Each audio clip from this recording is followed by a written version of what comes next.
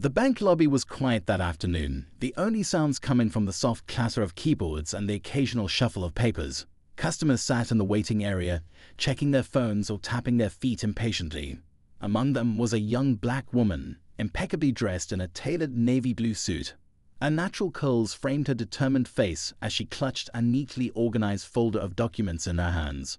She wasn't there to make a simple deposit or withdraw cash. She was there for something bigger, something she'd been working toward for years. When a number was called, she walked confidently to the desk, her heels clicking against the tiled floor. Across the desk sat the bank manager, a middle-aged man with a neatly trimmed mustache and a pinstripe suit. He barely glanced at her before gesturing for her to sit down. "Good afternoon," she began with a polite smile, sliding her documents across the desk. "I'm here to apply for a business loan. I've included all the necessary paperwork, financial projections, market research, everything." Her voice was calm, but carried an undercurrent of excitement. The manager picked up the folder and flipped through it casually, his expression unreadable. After a few minutes, he set it down and leaned back in his chair, folding his hands across his stomach. "I'm sorry," he said, his tone cool and dismissive, "but we can't approve this loan." The words hit her like a slap. She blinked, trying to process what she'd just heard. "I don't understand," she replied, her voice steadier than she felt. "Everything is in order. My credit score is excellent. I've met all the requirements." The manager sighed as if her persistence was an inconvenience. "It's not just about paperwork," he said, his tone sharp now. "We have to consider other factors. Risk, for instance. And frankly," he paused, his gaze drifting to her as if assessing her entire being, "I'm not convinced this is a viable investment." Her stomach churned, but she refused to let the frustration show on her face. "Other factors?" she asked, her voice laced with restrained disbelief. "Could you explain what those are?" The manager shifted uncomfortably but didn't answer directly. Instead, he slid the folder back toward her. "I suggest you look into other options. Perhaps a smaller venture, something more within reach." The condescension in his tone stung, but she didn't let it break her composure. Instead, she stood up slowly, picking up the folder and tucking it under her arm. "Thank you for your time," she said firmly, meeting his gaze one last time. As she walked out of the bank, the manager didn't give her another glance. To him, she was just another applicant who didn't make the cut.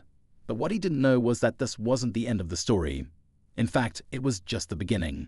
She had left the bank empty-handed, but she wasn't defeated. If anything, the rejection had only fueled her determination. She had spent years building her business plan, researching every angle, and preparing for this moment. She knew her worth even if the manager didn't. And while he might have underestimated her, others wouldn't. Weeks passed, and the young woman worked tirelessly. She found alternative funding sources, tapped into her community, and pushed forward with relentless determination. Her business not only got off the ground, but flourished beyond her wildest expectations. Then one day, she found herself back in that same bank lobby, but this time the power dynamic had shifted.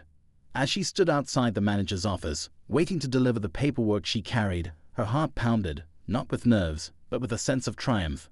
Today, she wasn't there to ask for help. Today, she was there to make a decision that would change the manager's life forever. She took a deep breath, squared her shoulders, and pushed the door open.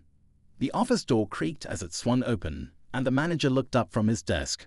His face wore the same expression of mild disinterest it had the first time she sat across from him. But today the look didn't faze her. In fact, it only solidified her resolve. "Good afternoon," she said, her tone polite yet firm as she stepped inside and closed the door behind her. She placed a leather-bound folder on his desk, a quiet confidence radiating from her. The manager's brows furrowed slightly as he glanced at the folder. He hadn't been expecting her, and it was clear from the way his eyes darted between her and the documents that he didn't recognize her right away. He leaned forward, tapping his pen against the desk. "Can I help you?" he asked. Her lips curved into a faint smile, though it didn't quite reach her eyes. "I believe you can. But first, let me reintroduce myself. The last time we spoke, I was here applying for a loan for my business." She let the words linger, watching as realization slowly dawned on him. He straightened slightly in his chair, his confidence faltering for the briefest moment. I see," he said, though his voice carried an edge of discomfort. "And how can I assist you today?" She didn't answer right away. Instead, she pulled out a sheet of paper from the folder and slid it across the desk. His eyes scanned the page, and as he read the contents, the color drained from his face. It was an official letter, signed and sealed, authorizing her as part of a corporate acquisition team. The bank he had managed for over a decade was being taken over by a larger financial institution, and she was one of the key players behind the deal. The silence in the room was deafening. He set the paper down and looked up at her, struggling to mask his shock. "I wasn't aware," he began, but his voice trailed off. "I imagine you weren't," she said, her voice calm, but with an unmistakable undertone of satisfaction. "This acquisition has been in the works for months. My team has been very thorough in our evaluations, and today I'm here to finalize some of the remaining details." Her gaze didn't waver as she continued, her tone unwavering yet professional. "One of those details happens to involve your position as branch manager." The weight of her words settled heavily in the room, and for a moment he seemed at a loss. He reached for the paper again, as if rereading it would somehow change its meaning. This must be some sort of misunderstanding," he stammered. "I've been with this bank for years. My performance record speaks for itself." She tilted her head slightly, studying him. "I'm sure it does," she replied, her tone measured. "But this isn't just about performance. It's about aligning with the values and vision of the new leadership. And well, let's just say your name came up during our internal review." His mouth opened as if to protest, but no words came out. He seemed to be grappling with the weight of the situation, the realization that his position wasn't as secure as he believed. She allowed the silence to stretch for a moment longer before she spoke again. "You see, I didn't come here today to gloat or to settle some petty score. That's not the kind of person I am. But I'd be lying if I said I wasn't here to make a point." Her voice softened slightly, but her resolve remained firm. "The last time we spoke, you dismissed me without giving me a fair chance. You didn't see me as a person with potential, someone who could contribute to something greater. Instead, you saw me as a risk. And that decision, whether you realize it or not, spoke volumes about how you approach people who don't fit into your narrow view of what success looks like." The manager sat in stunned silence, his hands gripping the edge of his desk. For the first time, the air of authority he had always carried seemed to crumble. She leaned forward slightly, her eyes locking onto his. "I didn't let your rejection stop me. I found another way, and now I'm here.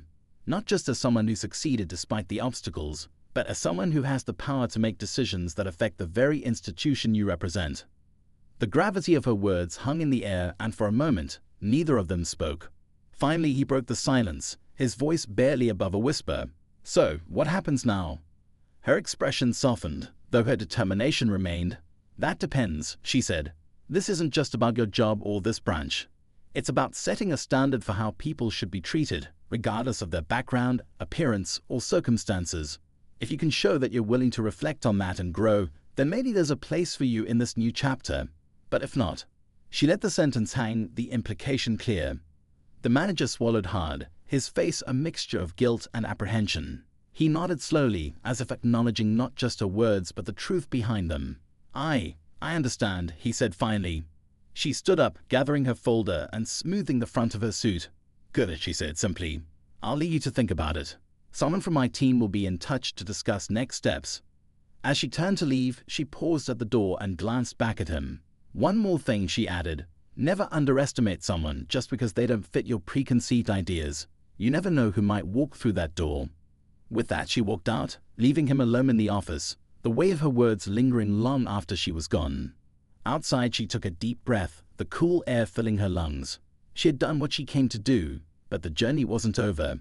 This was just one step in a larger mission, to ensure that people like her, who were often overlooked and underestimated, had the opportunities they deserved.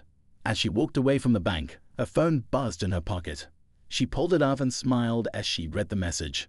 "Congratulations on closing the deal. Next steps meeting scheduled for tomorrow." She slipped the phone back into her bag and kept walking, her head held high. This wasn't just her victory. It was a message to anyone who had ever been told they weren't enough. The story wasn't over yet, but one thing was certain: she was far from done.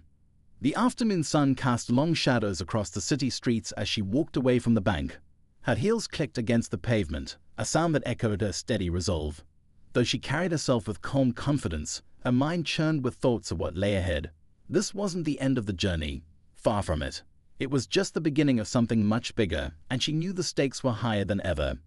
That evening, she sat in her apartment, reviewing a stack of reports spread across her dining table. The numbers told a story, one she had worked hard to piece together. This acquisition wasn't just about financial growth or corporate expansion. It was about dismantling an old system, a system that had, for too long, thrived on exclusion and gatekeeping. She knew this wasn't something everyone would accept easily, especially not people like the manager she had confronted earlier. Her phone buzzed again, drawing her attention away from the papers. It was a message from Marcus, her business partner, and one of the few people who had supported her unconditionally from the start. "Any updates from today? How did it go with the manager?" She smiled faintly and typed back, "As expected. He was shocked, but I think I gave him something to think about. We'll see how he reacts when the dust settles." Marcus responded almost immediately. "Good, but don't let your guard down. Not everyone's going to take this change in stride. You've worked too hard to let anyone undermine what we're building." She knew he was right. While most of the transition process had gone smoothly so far, there had been whispers of resistance from certain factions within the bank. Some employees, like the manager, were deeply entrenched in outdated ways of thinking, and they weren't likely to adapt without a fight. The following day, during a team meeting at their corporate office, the tension became even more apparent. As they reviewed plans for restructuring the branch, one of her colleagues raised a concern. "We've been getting some pushback from a few department heads," he said, his tone cautious. "They're questioning the new policies and seem hesitant about the leadership changes. I think we need to prepare for more resistance." She listened carefully, her expression thoughtful. She had anticipated this, but hearing it confirmed made the challenge feel more real. "That's to be expected," she replied. "Change is uncomfortable, especially for people who've benefited from the old system. But our focus isn't on making them comfortable, it's on building something better. If they can't align with that, then we'll find people who can." The room fell silent for a moment as her words sunk in. She could see the determination in some of her team members' faces, but others looked uncertain. Not everyone shared her vision yet, and that was something she would have to navigate carefully. Later that week, her resolve was tested in an unexpected way. As she prepared to visit another branch to oversee the transition process, she received an anonymous email. The subject line read, "A warning about your plans." She hesitated for a moment before opening it. The message was brief but unsettling. It accused her of being reckless, of disrupting the lives of hard-working employees, and warned her to tread carefully as she valued her position. She stared at the screen, her mind racing. Who could have sent this? Was it someone within the bank? A disgruntled employee? Or perhaps someone higher up who felt threatened by her presence? Instead of letting fear take hold, she forwarded the email to Marcus and called him immediately. "We need to talk," she said when he picked up. They met at a small cafe later that evening, away from the prying eyes of their office. Marcus read the email on her phone, his brow furrowing. "This is a clear threat," he said, his voice low but firm. "Whoever sent this wants you to back down." She nodded, her grip tightening around her coffee cup. "I'm not backing down," she said, "but we need to find out who's behind it. If someone inside the bank is trying to sabotage us, we can't afford to ignore it." Marcus leaned back in his chair, his expression serious. "I'll look into it," he said. "But in the meantime, be careful. You're making waves, and not everyone's going to like it." As the days passed, the tension continued to build. The anonymous email was just one piece of a larger puzzle. Rumors began circulating within the bank, whispers about her motives, her qualifications, even her background. Some people questioned how someone like her had risen to such a position of influence, while others speculated about her plans for the future. Despite the noise, she stayed focused. She knew that the resistance she was facing wasn't just about her. It was about what she represented, a new era, one that valued inclusion and fairness over tradition and hierarchy.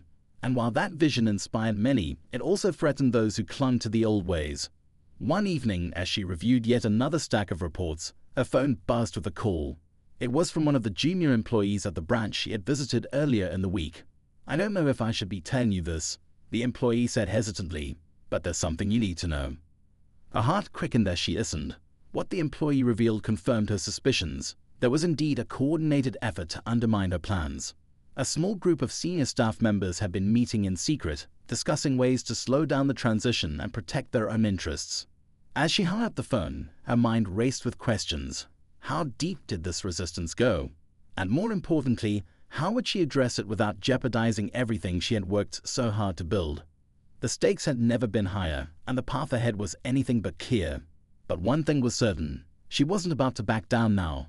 The fight for change was far from over, and she was determined to see it through, no matter what challenges lay ahead.